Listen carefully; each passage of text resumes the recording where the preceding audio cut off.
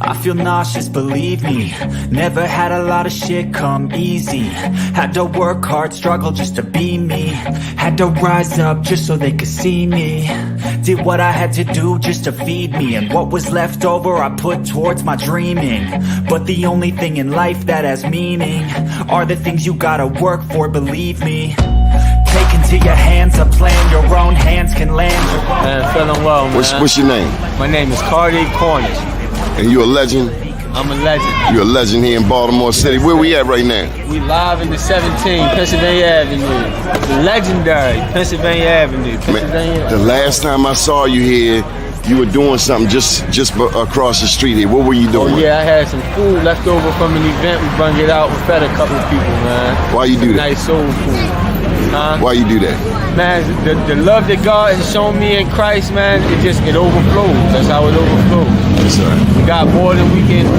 Already was high within San Antonio, Winchester community, but the age group is getting younger. Children under the age of 18 being murdered in the same town has a high peak right now. So our goal is to catch the children.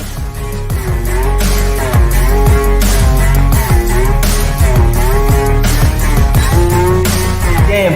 You going hard, man. You going hard on that man today. So what do you think, Mr. Mayor? You got manufacturing right here, helping our young people despite all of the challenges in the city of Baltimore, right here on North Avenue. No, it's really about the growth. Just knowing being there when they were down in Port Covington and seeing how far it's grown. Like you said earlier, like getting the Soul Bay, where we got the Soul Bay at the beginning, but now being able to, when I'm at Cannon Yards, get it, or anytime I'm down at Harbor Place to get it, and folks to not even know, but they gonna know now that like this is coming from young people in West Baltimore, right there in West Baltimore on North Avenue, where they think nothing great comes from, but they can see it with the young people. If you work for it, it's only worth it if you work for it. I won't stop till they Here on the Mighty Mississippi, down right there, French Forward Mathis. A beautiful town, just leaving Algiers, which is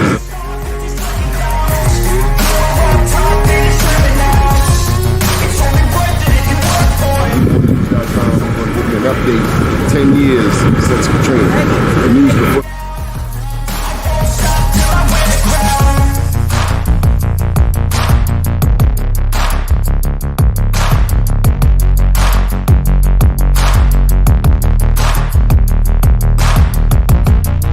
All right, y'all, this is what I came to New York for. Besides the Black Wall Street Awards, we're going in here and get some of this real good jerk chicken. Johnny Glover, out.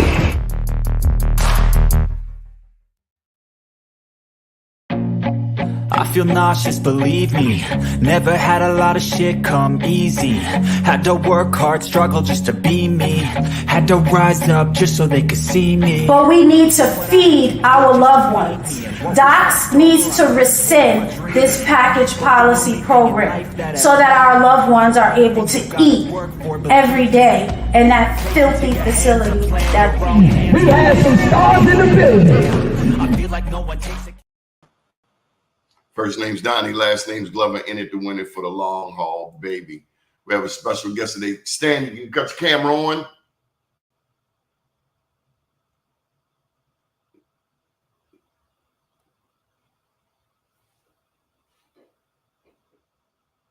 We have a special guest today, Mr. Stan Long from Washington, D.C. Let me read you a little bit about his story. I know he's working on a movie right now.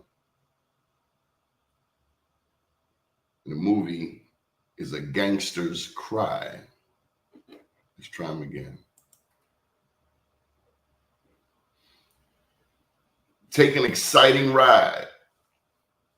As Stan Long tells the true story of a wild and outrageous life of sex, drugs, and high-end crime during the 80s and 90s. A Gangster's Cry begins with a fairly innocent childhood for Stan, but then digresses to a life full of drug dealing on the mean streets of Washington, D.C., where he learned to grow up quickly. At the age of 9, he learned how to use a gun. By the age of 12, he began having sexual encounters with women twice his age. After battling the streets for his life, he finds himself in a custody battle for his only child. Stan takes you on a journey of transforming his life from a gangster to a father, and most importantly, a man of God. This is a true tale of triumph and redemption. We're having a little bit of technical challenges, so we're going to try again. Stan, you with us?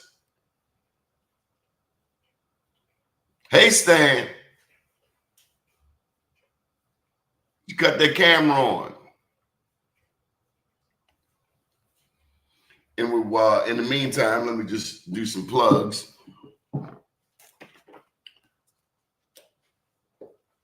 Charles Robinson's always said I don't promote these enough. This is the first book, Unapologetically Black. It came out in 2015. Stan, you there? Stan? Can you hear me? I can hear you. We can't see you. Can you cut your camera on? There you go. I knew you could do it. My God, I knew you could do it. Boy, you don't know what I've been through. I know. Man, yeah. Okay, so the problem was the password was changed and I couldn't get into the YouTube account. Yeah, I understand. So it took me a minute to get the daggone password, but I'm in the building. What's good? You gave your word, and when you give your word, I know, and I'm just seeing this private chat over here. Yeah, I can see you. I was struggling. Yeah, but you're a man of your word. Oh, for sure. That's what I know about you. Oh, for sure. Stan, You can bet. Where you get the clothes at, Stan? Where you get the clothes? I'm blessed, Donnie. I'm super blessed, man. That's all I can tell you. I'm blessed. I'm blessed. I'm blessed. I'm blessed. But you got Baltimore. The story starts off in DC, but you got Baltimore roots, and you know I got to put a plug in for Baltimore. Hey, one time for B-more, I got a heck of a Baltimore root. As a matter of fact, my father is from the Baltimore side, and my mother was from the Maryland, DC side. So I kind of experienced both sides growing up. But I actually am Winchester Arms, Poplar Grove, like the real Baltimore, like Winchester, North Avenue. Yeah, I remember walking to Madame and Ma as a kid, taking bikes and riding back home. We was bad. We was terrible. And so, yeah, round the corner from Sandtown. You know what it is. I grew up around the corner from you. Yes, you did. Yes, you did. How have you been, soldier? Man, I've been great, man. I've been grinding. I've been working, Donnie. First of all, before we get started, man, I just want to say congratulations once again to you on this magnificent platform that you have, the amazing work that you put in, a hell of a journalist, just a great man. I just respect what you do, brother. So thank you for having me. Hey, Stan, you showed me love when I came to DC. You had the studio over by Howard University. You showed me the prototype. You showed me the blueprint. So all I did was took that blueprint and brought it on to Baltimore. Hey, you're doing a heck of a job, brother. So salute to you, man. Let's get it. Let's talk. Yes, sir. So the word on the street is you working on a movie. Yes. So actually, I have a movie out. It'll be out hopefully in the next 2 months. It'll be out in on a streaming platform. But this is the name of the movie. It's called Stoners. It's called Stoners, and it's a dramedy, right? It's not a comedy and it's not action. It's a dramedy, so it's in the middle. It's not one of those take a bunch of funny weed skits and throw it against the wall and try to put a movie. It's not that. It has a heck of a plot to it. It's an amazing plot. Has some great actors. Shout out to Jeff Shelley. I flew him down from Houston. My man Goofy's from DC, hell of a comedian. Paul Jerry. I got some real hitters in here, man. And it's a great movie. So we wrapped it up a few months ago, and it's now being edited and colored up and ready for the streaming platform. So that'll be out soon. But guess what, Donnie? I got something for you, brother. The moment I see you, I'm gonna bring you this. I got a bunch of t-shirts, and I got one for you, brother. You already know I got something for you, so I'm gonna make sure you get plugged in. I got the premiere coming up at the Alamo in DC, 14th of Rhode Island coming up soon. I'll give you the dates, and I want you to come over, man, and bring somebody with you or come by yourself, whatever you want to do, and just come check out this movie. You're gonna love it. We gotta put a plug in for Terry. Let's go. What does it mean to have a Terry in your life? Man, let me tell you something. So she's what we call my secret weapon, right? Terry is somebody who I can invent a lot of things, create a lot of things, but it takes people to make those things work. And Terry is the head of that. Like she's that person that would take a vision of mine and say, "Oh, this is what you're trying to do," and she'll just run with it. And so, hence spotlight over the city, a lot of other things that I get involved with. She'll grab a hold to it and she'll put her spin and try to, help make it get to where it needs to be. So she's that girl. You're a fortunate man. That they say the Bible says when you find a wife, you find a good thing.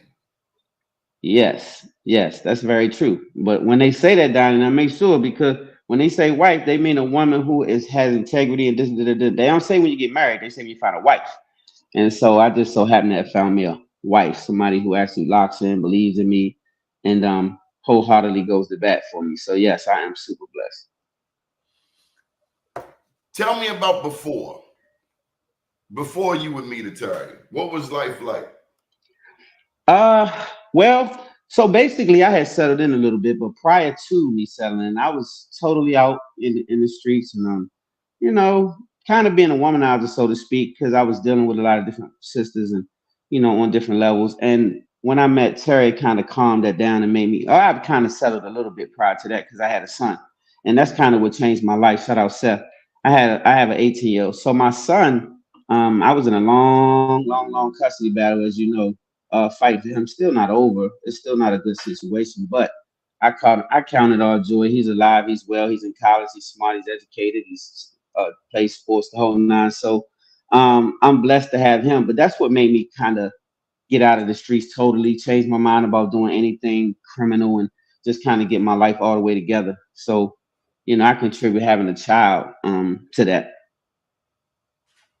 Yeah, man. Being a father. The father of a black son, yes, in North America in 2024. Tough. I've been seeing a lot of videos lately of sisters big up in the brothers. Yes, me too. It's so refreshing to see a sister saying the world doesn't know what the black man goes through. It's so warming to the soul. Because we've seen the negative, we've seen the toxic, we've heard it, we've lived it, we know it like the back of our hand. So to see this wave of sisters saying positive things about black men is so refreshing to the soul, Stan. What saith you? I promise you, I agree 1000%. So I do notice that, and we talk about it because I'm a media guy like yourself. We talk about it openly with my homies, and we celebrate these sisters because it's so long coming and it's so overdue, brother. We have been pushed back so long as the head, as the man, so basically look at Father's Day versus Mother's Day, and that's how you could tell the difference in the celebratory situation. We wasn't never celebrated. And so now I think it's coming time where women are realizing that we are worthy to be celebrated. We work hard. A lot of these fathers are not abandoning their children anymore. We're coming in, we're being family men, we're locking in with the children. A lot of dads at the PTA meetings now, at the sports events. A lot of these dads are walking their daughters and sons to school. So these things have changed in our community. And I think the sisters are finally seeing that we are not as deadbeat as we have been spoken about. We are not as far removed as we have been told we are. And we're actually doing better as black men in this country. And they show a narrative that doesn't show that on TV, but outside of that narrative, we are really growing up and looking like kings out here. So yeah, I respect it. Stan, I've been a journalist for 30 years. This is my 30th year. But I have to tell you, that year, that time you invited me to your studio over by Howard, you showed me the significance of collaborating with people out of state. I'll never forget the segment you had with the sister out in Hollywood. And I have worked hard to replicate that. I got a show out of Oakland. How did that come about, Stan? So shout out. I'm paying homage here. I'm paying homage because you showed me how to do it. Like, dudes, you got the streaming. The same stream that you give somebody in Baltimore is the same stream you can give somebody in Oakland or Uzbekistan or Russia or anywhere else. The link. That's what you showed me, Stan. You showed me how to take this thing globally. Hey, bro. And so, but let me just say, bro, you do that though, and you showed me journalism. And so, before we go any further, it was the pandemic. So it was during the pandemic, whatever you want to say. We couldn't do anything, and so we were locked in though. Spotlight never stopped. Spotlight over the city kept going during the pandemic, where we couldn't have any guests. Right? We couldn't have anybody in the building. Only the engineers. Only us. Right? No audience. No nothing. Right? Which was totally out of character for us. But we did it. We added a clap button. We act like it was 1,000 people in the audience, and we just pushed through. And so what happened was a lot of people was at home bored because they had nothing to do. They rich people and famous people are really We're talking with Stan Long, spotlight over the city. He's working on a new movie straight out of DC by way of Baltimore. Daddy from Baltimore. He is now. We met around 20, was it? Might have been 2014 or 2018. But it seems like I've known him a lifetime. We spent some time together. And the cat is one of the flashiest dressers that I know. Yeah, you still there. all right. Man, so okay, I had got interrupted. So the pandemic kind of threw everything off, but it made people available, right? But the only problem was they wasn't local, so they wanted to come on, but they couldn't travel. Pandemic, they couldn't do anything, so we started locking in on Zooms, and so we were able to get a lot of bigger guests during that time, actually, because like I said, they were bored and they was locking in with us, not doing anything but sitting at home like us. So that was how it started, and then it kind of transitioned because when one big person comes on, the other person knows that person and says, "Oh man, I saw them on Spotlight. I'm trying to come on," and then they would start reaching out to us. And next thing you know, we had all kind of people coming on from everywhere. When did we meet? We met in 2018 or so. That was Larry Hogan's re-election. I remember that was one of the first events we went to together. Let me tell you about. So for you guys, I'm gonna speak to your audience for a minute. Hey, you guys got to know something about Donnie. First of all, Donnie loves his people, right? Donnie is a warrior for his people, and he takes a lot of chances and sticks his neck out there for you people and be more. So just understand and abroad. So just please understand that this man takes a lot of chances and takes a lot of hits. So we were at a game. DC was playing Baltimore. It was a game. Shout out, what's my guy? What's my guy down there that run the basketball? Your man. Oh, Greg Branch. Greg. So I met Greg through you, and he said, "Come on, man, come watch the game." So we went down to the game, and so you so gangster with it. He said, "Man, you want to meet Larry Hogan?"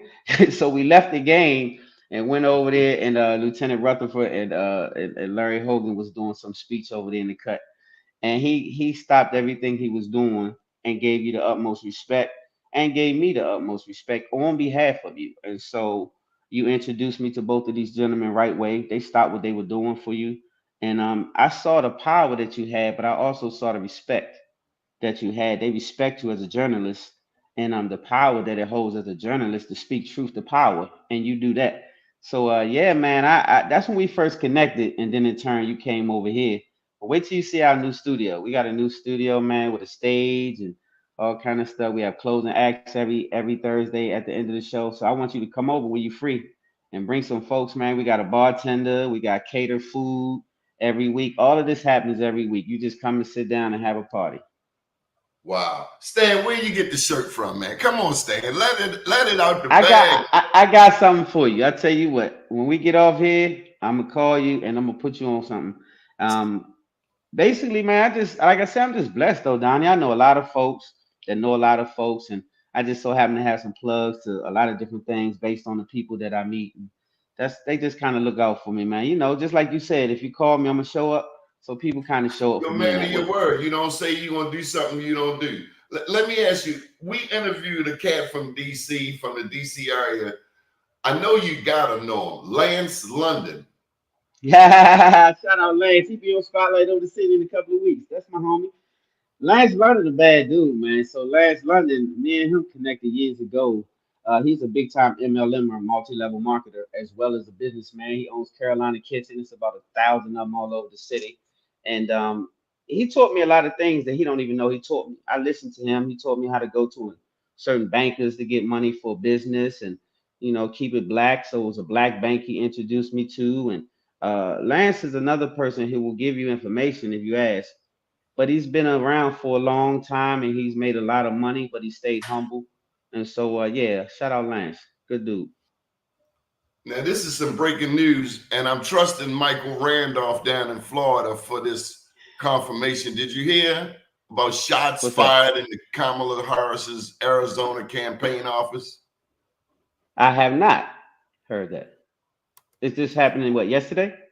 Apparently, it just happened. I'm gonna look it up. What do you think? Oh, what do you today? think of the first two Trump assassinations? Were they staged? Well, I'll say this. It looked a little suspect with the big Band-Aid situation and a million miles away, tap the ear, this type of situation. So I'm not saying it can't happen, but I'm just saying that Trump is very business savvy. He's not a politician. He's a gangster and a businessman, so to speak.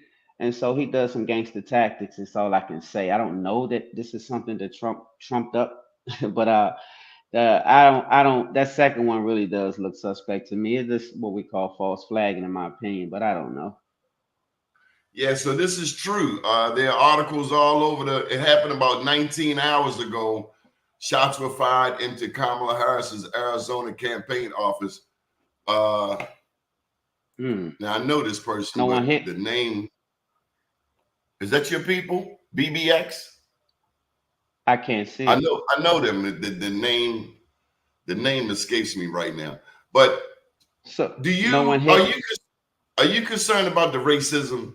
Do you foresee a race riot happening in this country? I mean, let me just Very possible. Very, very possible. Very possible. Go ahead, Donnie. You was gonna finish? No. That's the question. Do you foresee a race riot? Yes, I do. I think it's very possible. I think that the temperature is going to raise high no matter who wins this election. I think that you're going to have an upset party on both sides.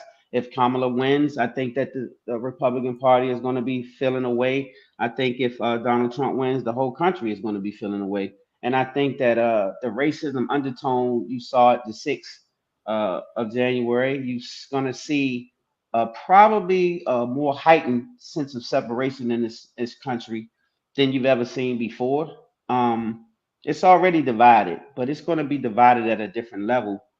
Just because you got a black sister running for president, first of all, and then Trump is a different character. And so you're going to see him portray some things that people are not ready for. You're going to see some things on both sides. I think that the Democratic Party also has some cleaning up to do. But I will say that it's going to create a divide that we have to be prepared for, right? And they are prepared. A lot of people are being prepared. You see more weapons being bought than ever. You see a lot of training on weapons. My parents even have licenses to conceal at 75 years old now, have weapons and licenses concealed, which I advise them to do because I just believe that you have to be on the offense sometimes and not the defense. And we are subject to defense more likely than offense in our life. So I do think that we should be prepared mentally, not just with weapons, mentally prepared because it's going to change the temperature that you're living in today. I think it's going to be a drastic change. Where does our faith come into play? You better have it now. I will say this: if you're not a believer, you're gonna soon find out why you should be, because this is becoming more spiritual than physical, right? We're gonna end up in war soon as well. We're headed towards some wars. We already warring and don't know, but we're headed towards wars that's gonna be evident, right? Just like the scriptures say, right? Wars and rumors of wars, but now it's gonna act out because we're past the wars, the rumors of wars and all those things. So they're starting to come out now, and it's going to get drastic. The currency is going to change. A lot of things going to change right before your eyes.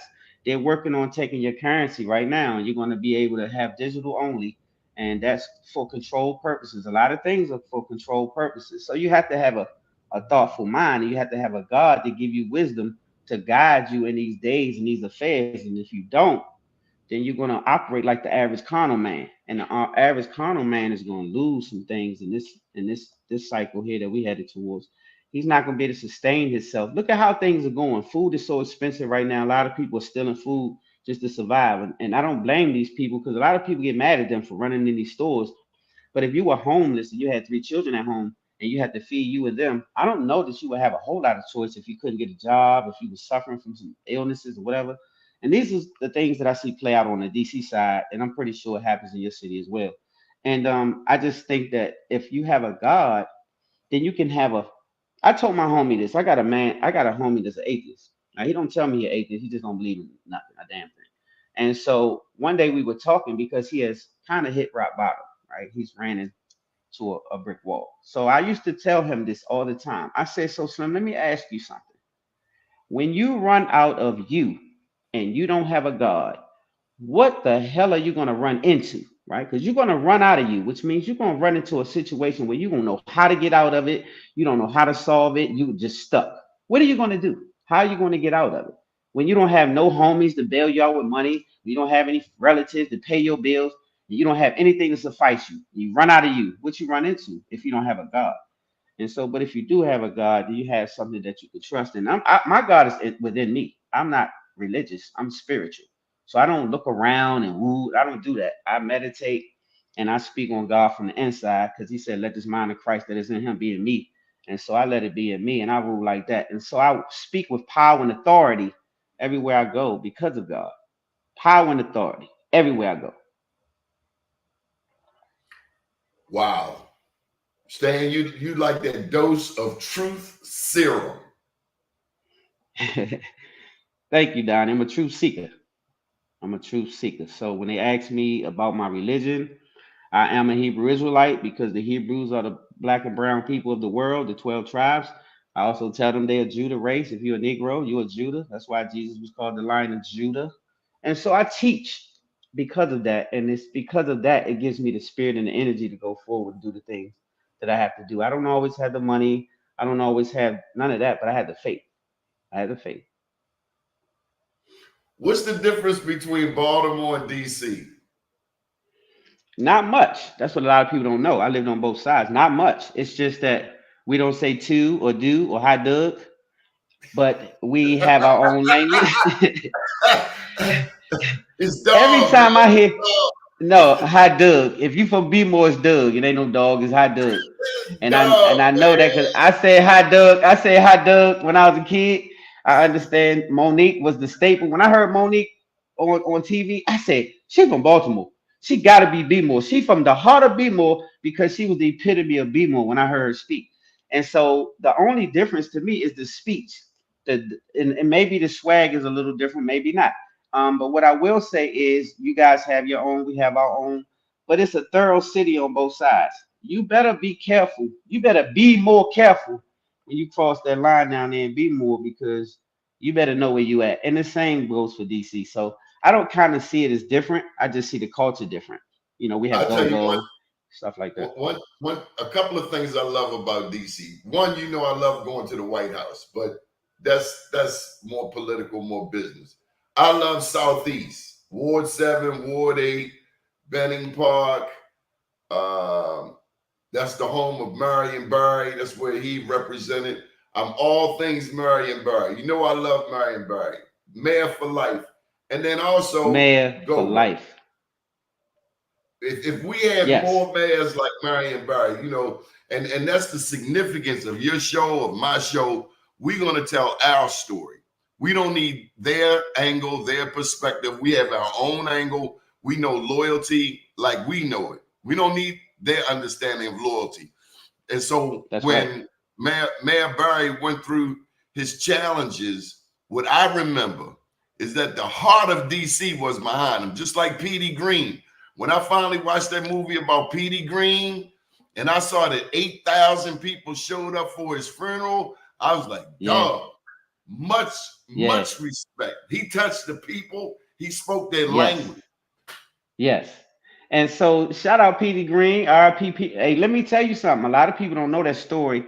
I learned that story by watching the movie with Taraji Henson and him. I can't think. Talk to Me. I think that's the name of it. Talk to Me.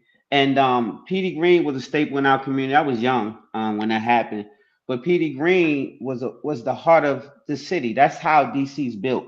When they rocking with you, they rocking with you, and when they not, they not. It's just that simple. And I'm just blessed to have a city that's behind me. They rock with me, and so I'm blessed for that. But Southeast in general was near and dear to my heart because that's where I played around a lot. I grew up in that area, not living there, but playing there. And a lot of my friends are from there. And I want to take the time to say shout out Trayon White. Trayon White is the closest thing to Matt Berry that we had, and so because of that, they uh they have done an operation on him to try to get him out of office, and they set him up just like they did Matt Berry. And I said it, they set him up. They did set him up. I know they set him up. They spent money to set him up. They sent this African cat to him and set his situation up for this reason. They want to not have us in control of 7th and 8th Ward because they want to do something different with that ward. And Trayon was so Matt Berry like that he held it down to. They had to be honest. They had to be accountable with him, and they didn't like it. And he was straight from that district, and they didn't like it. They didn't like Matt Berry. They wanted to replace him so bad they took out federal funding when they locked him up. When he got back reelected, which we put him right back in office after he did his time, we put him right back there, and we'd do it again and again and again if he was alive. But they got upset with us and took the federal funding because we put him in office, and we're gonna get Trayon back out there too, y'all, and we're gonna show them that we can't be denied because somebody made a mistake. Okay, he set him up, but yes, he did take the bait. I will say that. But it was a total setup, just like they did Matt Berry. They just did it in a different way. And this is just another downfall of what they try to do to us when we come into some power. So I appreciate you for the accolade for Matt Berry, man, because that was a man of the people. He gave out so much to our community and fought for the summer jobs and the youth programs and all kind of things. And shout out Calvin Hawkins because he's coming up too, man. That's one of the homies that was on the show a couple of weeks ago, and he's one of the councilmen that's busting tail and putting in work over here in the city, man. So I'm not a big politician, but I'm, like I said, truth seeking. I look to people who do things to make change, and those are some. So salute. That's going to be an interesting fight coming up. I think Aisha Brave Boy want that seat too. Yes, indeed. Now I like her too, though. I like Aisha Brave Boy. I will say, shout out to her. I know her as well. Shout out to her. She's also a great person. I won't say anything negative about her at all. I think she's great. So we'll see what happens. Then there's the Senate race. We talked about Larry Hogan. He's running against Angela also Brooks for U.S. Senator of Maryland to replace Card. That's a big deal. That's a big deal. So let me say this, though. You introduced me to Hogan, and I was skeptical because I didn't think a white man could benefit our people. I will be honest enough with you to say that. But I was totally wrong, though, about Hogan. I will tell you that Hogan did a great job. He surprised me because he took stances against his own party. He did some things that I didn't think he would do once he was elected, but he did it. And he really did some great things for the community. He did some great things for our people. I saw him do it, right? Because I paid attention. Because I was going to hold your feet to the fire, Donnie. I said, now, Donnie, who is this white man you talking about, this Hogan white boy? But the dude really is a strong guy, but I just don't want him to win over Angela also Brooks because that's the homegirl. She's been fighting for PG County for a long time. And I just have a relationship with her. I think that's part of the issue right there. So, you know, I'm proud to hear you say that. I'm proud to hear you say that. I would only encourage her. One, she need to advertise on bemorenews.com. And two, we need to see her in the streets of Baltimore. A lot of times, and this is what I don't like about some politicians, not her, this has nothing to do with her. They'll come to a city like Baltimore and they'll be with this elected official or that elected official. That's just one vote. You better come to the community. You better walk the streets of the community. And I imagine that's what you love about Calvin Hawkins. We have our own brother here in Baltimore, Corey McCray, state senator. For a cat to survive the penal system, the prison system, to come out and have a semblance of manhood. You and I, where we come from, that's respect. Because a lot of cats go through them institutions and come out broken, fractured. That's right. Half a man. That's right. So when you meet a soldier who has gone through the fire and he still got his backbone, you can't give him nothing but love. Now let me put this to you. Kamala Harris, Aisha Brave Boy, Angela also Brooks. What do they all have in common? They all three of them have a history of being prosecutors. Okay, so I didn't know that. Angela, I didn't know that. She was state's attorney before Aisha. Aisha state's attorney. out there in California, Kamala Harris was district attorney. And I say that because America represents 5% of the world's population, yet we have 25%. 1 in 4 of the incarcerated people on planet Earth are in this country. 40%, 38%, 38 to 40% look like me and you, black men.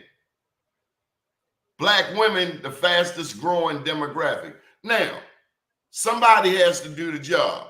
In a black city, you'd much rather have a black state's attorney because it's our understanding that they have some semblance of humanity.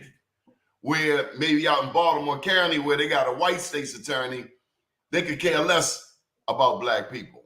One could assume. And that's not a blanket statement, but that's just based on good old-fashioned American racism. Mm-hmm. Can we support somebody who used to lock up black people? That's a tricky question. It depends on, yeah, it's a tricky question because it depends on how they apply their humanity, right? I don't know the situation as far as who they prosecuted is why I can't really speak on the situation. I don't know if it was an unjust situation where more blacks was being prosecuted or overly prosecuted. I can't say. If that was the case, then no, you could not trust any of that. But if it was a fair situation in prosecuting these people, then that's different. And then if you come in it with a different take, sometimes people learn from their past and maybe they've done some things that they regret. And so hopefully they'll show up in politics a little different and not be so judgmental to the people and actually have their back a little more. So I can't say that I can't speak to it because I don't know their track record. Like I said, I didn't even realize all 3 of them was prosecutors. So I do know this. A lot of the agendas, the hidden agendas, are hidden in the Democratic Party because they know we support the Democratic Party. So a lot of the wicked agendas are thrown over there. I seen how they ushered in gay this and all kind of different stuff happened under our party, which is no knock to the people who have that to their rights. But it happened under the Democratic Party as far as a lot of things. The pandemic was perpetrated through all the shots and the mandated and all of that stuff happened under the Democrats, not the Republicans, the Democrats. And I didn't think that was fair in the black community because I know a lot of people that lost their job. Actually, Terry had to step down from a $200,000 job because of a vaccination situation and refused to get vaccinated. And so she had to really stand on it and lose her job of years of being what was she? She's one of the heads of one of the largest law firms in the country, right? And they let her go in 30 days minus $204,000 of a salary. And I know a lot of people, that was in my household. So a lot of other people felt that, a lot of lieutenants and police officers and medical people and frontline workers was out there assisting the process and then lost their jobs because they didn't want to be a part of that process. They were fired. A lot of people lost their pensions. A lot of military people were fired, colonels, captains, a head of a football team lost $5 million salary after about to be in retirement because he didn't get a shot. So these are the things that I saw being perpetrated through the Democratic Party. They were wholeheartedly responsible for this. And I thought it was injustice, me personally. Did you get the shot? No, sir. You had to shoot me in my head. Yeah, you would literally have to kill me. Like when my doctor asked me to get this shot, I got so offended I cussed at him. Don't ever ask me to get a shot. Well, the reason why is because I understand the purpose of that shot. I know a lot of people have died since they've gotten that shot through blood clots, strokes, heart attacks. A lot of things are happening right now in this country, and they don't know to blame it on that. But I can promise you that blood clots wasn't that familiar in our community to death before that situation. And I'm gonna ask you in your audience this. We've been enslaved, castrated. They got the term pick a nigga day, picnic. From pick a nigga day, they would hang you in a square, take off from school, take pictures of you. All of these things were perpetrated and we were enslaved. All kind of stuff happened in this country, which they don't like to talk about. Black Wall Street in general is one of the most heavy massacres that we've seen on U.S. soil, which they don't even admit happened. This is the kind of stuff the USA does. And then they'll turn around and say, well, we want to help you black people first. Line up, come over here. We want to help you first. Yes, we do. Yeah, we love you. Yes, we do. I know we didn't at first, but this time we do. And we want to save your ass. We want to give you a shot. Yes, we do. We're going to give you a shot. We're going to give us a shot. And you have to have it, though. And when did the government mandate something good for us since you've been alive? Because you old as me. I'm 56. I've never seen them mandate nothing good for us. And so this mandate, do it or lose your job. Do it or but then you can get free weed, free liquor, get out of jail. Do it. I don't believe it. I ain't believe it. I just didn't believe it. I know the agenda. So I'll leave it right there. But I know the agenda, and they know I know the agenda. They know I know it. And so because of that, if you educate it, then you probably would have had to take a different stance, and it was going to come with us. It was going to come with something, and it came with something. A $200,000 job was dismissed because she said my religious reasons won't let me do it. I'm a Hebrew. I can't be vaccinated. They said we don't care. We're gonna if you don't, you're gonna be fired. And so she stood on business. That's the type of sister that I'm rocking with. I said minus 200,000. Some people don't make 200,000 in 2 years, 3 years. Minus 200,000 and stood on business. Shout out to Terry. What's next for Stan Long? Man, well, I have this for you too when I see you. I don't know if you drink, Donnie, but this is my alcohol. I have my own cognac blend alcohol. It's called the Lore. It'll be in stores near you soon. It'll be online. It's a cognac and a mango blend, the best drink that you ever will have in your life. I just went to Miami. Shout out to my guy, one of the fifth black distillers in the whole country, is going to distill my liquor. I can't get too far into that, but shout out Fawn from Uncle Nearest. I'll just leave that right there. It's a big situation. I'm super blessed, Donnie. Like this just came about for me during the pandemic, and I just started bottling it, and I got the recipe, and it just became a thing in the city, and it took off. And now I'm gonna come down to B-more and drop off some bottles to you, my homie. And other than that, A Gangster's Cry is the book, you guys. A Gangster's Cry, but it's a film coming out based on my book. It's a memoir, A Gangster's Cry, on Barnes and Noble, Amazon, but it's based on my book called So Far Removed. That's the next film I'll be shooting. Sometime March, April. I'll be filming that movie, and it's a big budget movie. I'll say Clifton Powell, and I'll leave it right there. A few other people in it. Big budget movie, potent movie about my life. Man, it's gonna be something dope. Trey Chaney is also involved in the movie. A lot of good hitters going to be in this movie. I'm excited about it.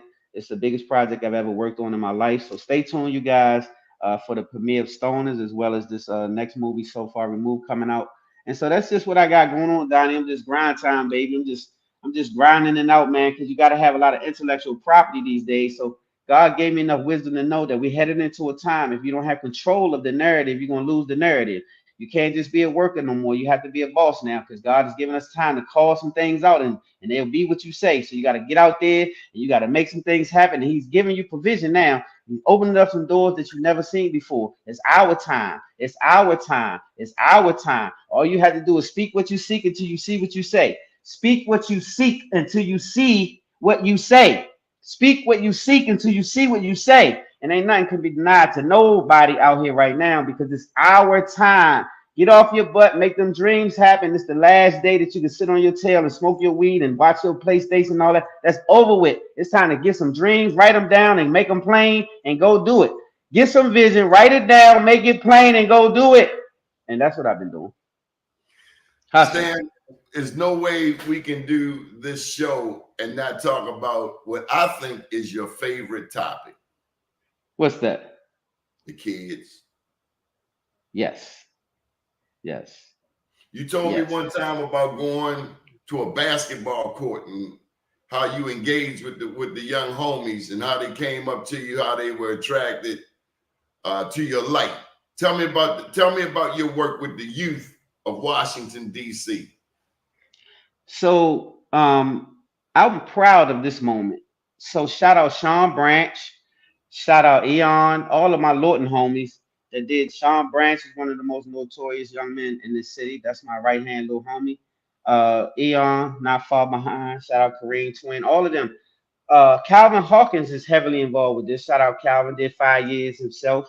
Eddie Mathis, all the big homies that I rock with in the city, real warriors that did 22, 25, 26 years in prison, all home now and recovering, doing things, transitioning in this community. So we just doing the Stop the Violence thing. Shout out Sean, he headed it up. Calvin Hawkins is a big part of it. And we're getting the youth to stop the violence. And I got, if you know anything, if you go to YouTube and look up the Vlad TV and look up Sean Branch, you'll see about 2-3 million views on him. One of the most notorious, if not the notorious, young men to ever grace the city. Came home from prison after 24 years, changed his life around, doing Stop the Violence, returning citizen. Shout out my man Eric Weaver, did 22 years in prison, head up at a Stop the Violence in a returning citizens program over Southeast. Eric Weaver, smooth, my homie. So you say, how he get involved with all these crazy killers and this and that? Well, it's my energy and my spirit, right? They call me their spiritual advisor. And so, no, I didn't go down Lorton. I'm the only one out there amongst I'm going to show you some pictures, Donnie. All these people from down Lorton, some of them had escaped from Lorton, came back, all kind of stuff. And they telling me these stories because they thought I was down there. That's because I'm so locked into them and I believe in what they believe in. And we have that same spirit. And so that God has changed their minds, changed their life around. And these are the real hitters that I work with now. That's really in for the kids, changing these kids' mind. And so when a young person sees a person who lived a certain way, they know that they can trust what they're saying because they've been there. And so we don't show up like we never done anything. They know I was a kingpin drug dealer. They know that I hung around a bunch of hitters and they know that I was running wild in the city, but they also see my heart now and they see that God has changed me around. So it's believable because it's like he's not pretentious. He's really that guy. And so all the guys that I rock with, like me, like they not pretentious and they change their heart around. Sean Branch is a dental assistant. I started laughing when he told me that. I said, yo, as a dental assistant, that's you.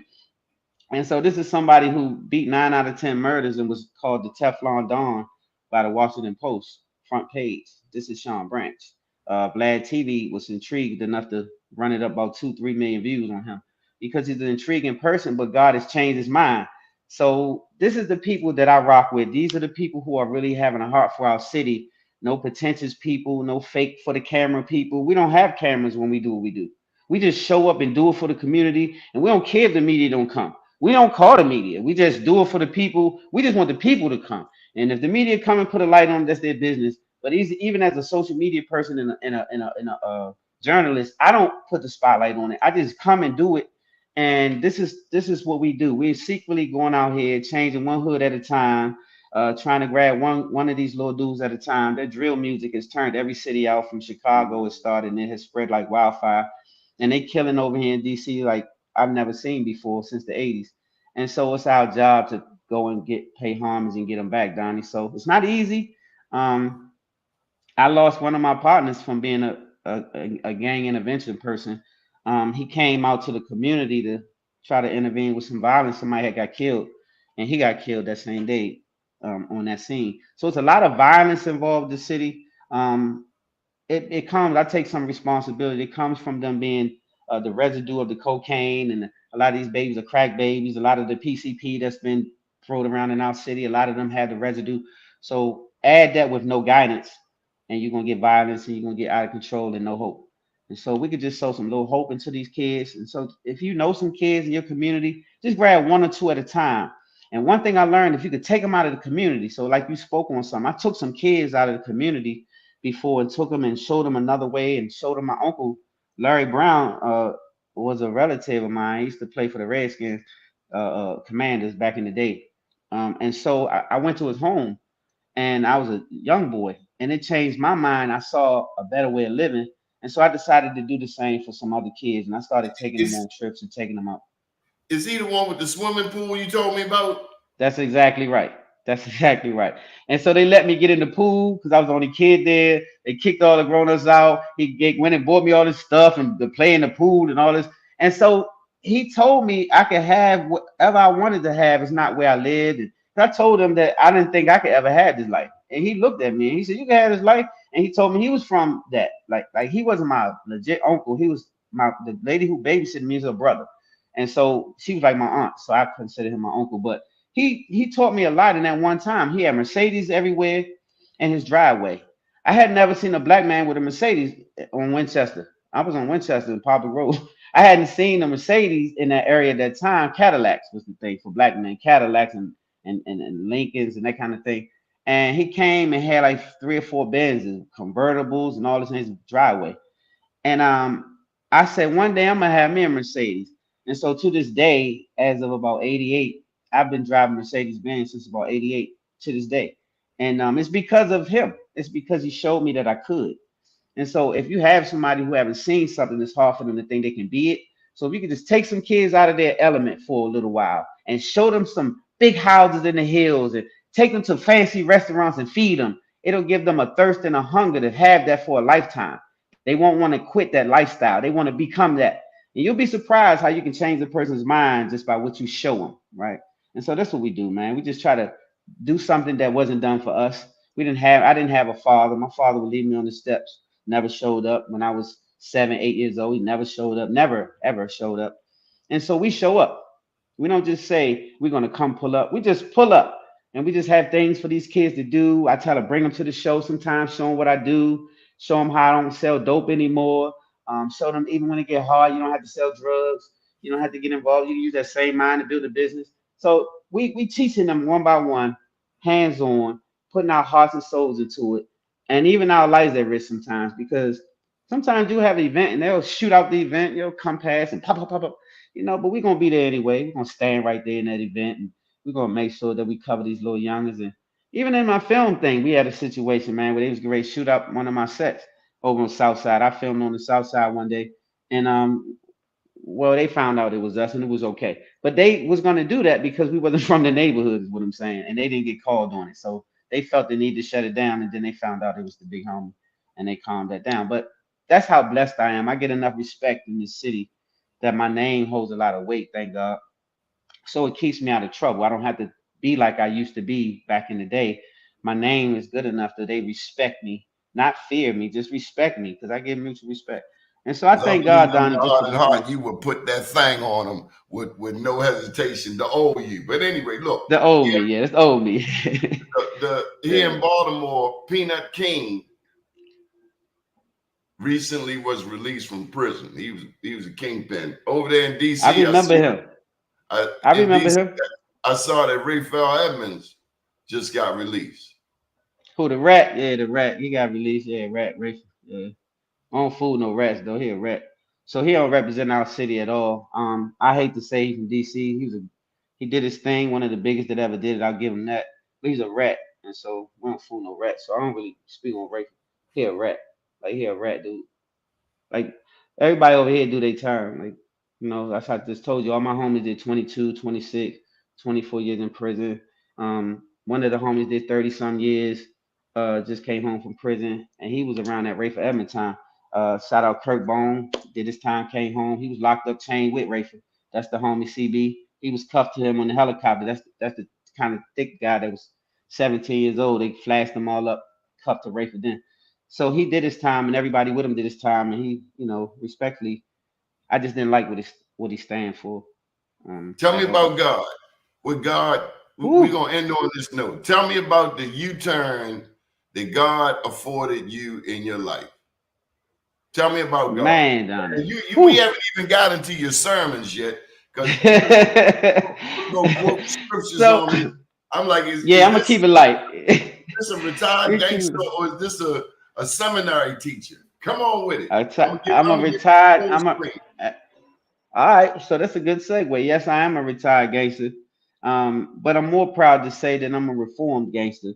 And yes, a God man. I'm an actual evangelist, right? I'm a certified evangelist. I've preached in churches and all kind of things like that. I teach the word of God. I teach the word of God. I teach you who you are in that Bible that you read. Like, for instance, if you're from Haiti, then you're a Haitian, you're a Levite, like Moses. You was a Levite. If you are from a Negro tribe or you a black man, you are a Judah tribe. So these are the things I teach us so we'll know who we are, then we'll know whose we are. But this is what saved my life, you guys. Like, so what happened was I was in the street real heavy as a kid. Tanya Blunt, the singer, she was signed to Bad Boy at the time. That was the homie. She was cool with me. I was dating her road manager, right? So they came to my store. I had a beauty and barber supply store in Maryland, in Peace Cross, Maryland. I was 23, something like that. I was young. So I had my first store, and she came to the store with my road manager, Tanya Blunt did. And like I said, she was signed to Bad Boy at that time. And she said she had a Bible. And I didn't know why she had it, but she bought it for me, and she had a poster for me to put on my wall in my store of her. So I put the poster up, and she handed me the Bible. And she looked at me and she said, Stan, you're a good dude, but you're going to go to jail or hell because you are cutting up pretty bad and it's out of character. You're really a good man at heart. And I know it because you're my friend. So she said, here's a Bible. And I think you should start reading it. It'll give you some balance, right? I started laughing. Because at the time, I thought if you believed in God, and I believed in God wholeheartedly because I was raised by my grandmother, but I just didn't believe in sitting around reading the Bible and this and that. I just thought that was for suckers, in my opinion. It wasn't no money involved. That's what I used to think when I was growing up. And I was that far removed from God. And so when she gave me the Bible, I started reading it about a month later, about 2 weeks later. I actually started reading that Bible right in my store. I had a reading Bible supply store. And in that same store, four gunmen came in about a month later. Now I want you to see this. About a month later, four gunmen came in with masks on, and they tried to kidnap me. They didn't just rob me; they tried to kidnap me on my 28th birthday. I was in my store. I had a young lady working for me. They put pistols to us, forced me to the back, put guns in my mouth and my head, bust my head open, try to cut my finger off, all kind of crazy stuff, torture me. I didn't give them money, so they tried to torture me. And so out of that situation, God brought me out of it. All I remember is once they was pistol with me is saying, well, let me up, I'll take you to some money. I remember saying that. And they said, get up, you coming with us. So they was taking me to my van to kidnap me. And long story short, I was able to break away without incident and not being shot. And I got away. I fled on foot. And so I was 28 at that time. And I realized that because of that Bible, because I used to be mad at God. And I said, I didn't have this trouble from none of these monkeys before I read this Bible because I wasn't going for that. And so, long story short, I realized that Satan had sent them to stop my progress so I wouldn't learn about God. So they wanted to kill me before I started reading that book. Well, because of that, I realized that I should continue to read that book, and I did. So I sold my store and moved to Charlotte, North Carolina, and started a real estate firm. And I continued to read that book, and that book became a real reality for me. It turned me different. It made me feel different about life. A light bulb clicked on my head. It felt like I had lived in a closet in the dark, and I can't express that any more than I just did because it's real. I really felt like I had been in a closet because when the light came on, wisdom started coming and pouring into me, and I started seeing things different and moving different and speaking different. And I started reading more because I wanted more of that. And I learned that wisdom was a companion of God. And the first thing that God called to works was wisdom. And so I've learned that if I ask for wisdom, that He will also let her dwell with me, and I will be able to govern my affairs correctly. And so every day I pray for wisdom, and a little more comes to me daily now. And so I'm able to pass it on to some of the homies that I spoke on. And this is why they consider me a spiritual guide without even saying it. Because a Sean Branch is not going to listen to no cornball because he's not a cornball. But if I speak to Sean about God, he just gets quiet because he's soaking it in, right? Nobody ever showed him. And so it just takes you to be different enough to be bold enough, right? And so God has allowed me to live this long to change my life around because, quite frankly, all my friends are dead or in the penitentiary doing 400 months, 600 months, life plus 30. So these are individual people I know, and I can tell you that they're never coming home from prison. I hope they do, but that's the ticket that was given to most of my friends. I don't have many friends in the state. Most of my friends of the months fed. 400, 600, 800. How many can say how much time 600 months is? You don't know. 400 months. How much time is that? It's a lot. And so I ducked all of that. No snitch jacket. Stood on 10 and just was blessed. Shout out Stanley Burris, my Jew lawyer. That has been my Jew lawyer since I was 16 years old. Came in my life and I needed him and I've used him since 16 years old. But he kept me free, so did God. And so that allowed me to get balanced with God and read the Bible and other books, not just the Bible, because I said I'm spiritual, not religious. So I started reading all these books, the Book of Enoch, the Book of Jubilees, and the Aquarian Gospel of Jesus the Christ. And these are the books that'll balance you and get you right. So if you're a gangster or whatever, I just want to end it on this. Never ever in your life be too cool or too fly to pray. I consider myself a fly guy. I keep myself, pretty draped up and I stay dripped out a little bit. I got nice vehicles. I'm driving Mazis and this and that. But I'm speaking on God business every single day when I walk outside. I'm walking in integrity as much as I can every day when I walk outside. I'm fighting these demons every day when I walk outside. So you don't get perfect, but you get better. You get balance. And if you don't have balance, you're gonna be in trouble. So seek God, one proverb at a time. Proverbs gave you 31 proverbs. You get one for each day and repeat the 31st one if it's only 30 days and keep on going. And in 2 years' time, you'll be the baddest joker that you ever met. You will be the baddest joker that you ever met in your lifetime. Salute, homie. Salute, Donnie. Love you, brother. How can people find you online? Man, you can go to Spotlight Over the City, everything. We on Spotlight Over the City, IG, Facebook. We got over 250,000 followers on YouTube. We on Facebook for the old heads like myself. We on IG. We on TikTok. Yeah, we ticking and talking, all that, man. We all over there.